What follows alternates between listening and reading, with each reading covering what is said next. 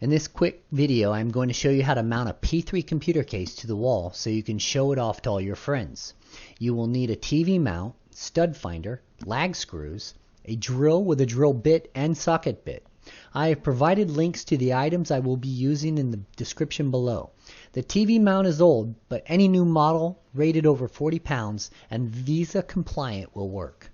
I am going to be using an old Sanus TV mount from the kitchen where the monitor found its way to be one of the kids' computer screens. This is an older model, but I have placed links in the description to the newer ones that are very similar. This arm mount was rated at 60 pounds. The first thing I did was ensure that the bracket would mount to the back of the case. This case is Visa compliant, but my TV mount is old and I was not sure if it was or not. Okay, I don't want the wires that hang down from the case to be an eyesore, so I only want the case to be on the wall about 2 inches above the monitor. That way the monitor will hide most of the wires. So my first measurement is from the bottom of the case to the bottom of the arm mount bracket. Now take the monitor you are using and measure from the desk to the top of the monitor. Mine came out to 19 inches.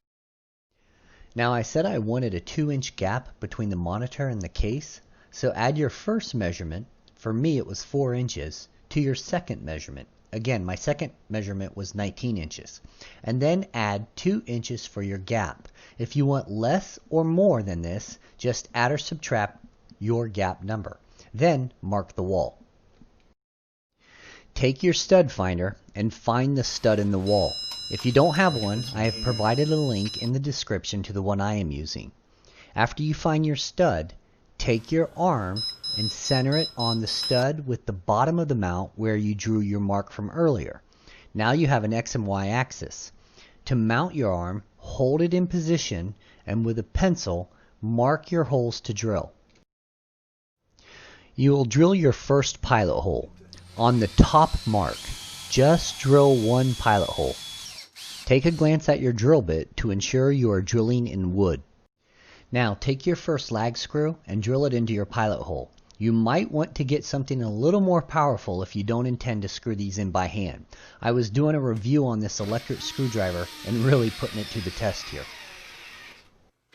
Again, I have placed a link in the description of this video for the actual lag screws that I used for this mount. Before drilling your last pilot holes, grab a level and align your arm base to ensure it is square and level. This will keep you from having a computer that is crooked on the wall. Once you know it's level, then drill out your other 2 pilot holes.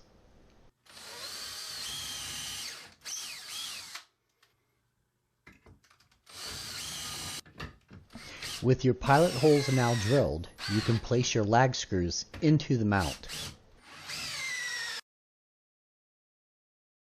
For me, this mount can actually be upside down, so I am double checking here right now to ensure when I mount the bracket to the back of the computer that it is not upside down.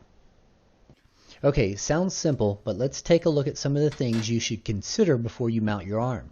Your P3 case comes with a multitude of options when it comes to Visa compliancy. Lay the back plate on the back of the case and choose 4 holes that are furthest away from each other that still align with your bracket. This will distribute the weight further away from the center of the case, reducing any chance of damage. Okay, very important here. My case did not come with wall mounting screws. So let me tell you which ones to use so you don't strip out your screw holes. These are not standard screws. The case requires 1mm M6 threading. If you force any other threading through these holes, you will strip out the screw holes. I placed a link in the description for these screws as well.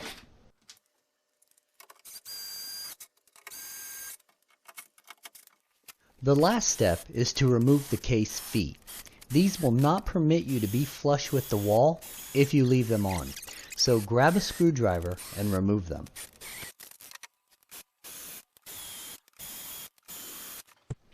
That's it, you're all done. Now simply clip it on your arm mount and get back into the game. As always, thanks for watching.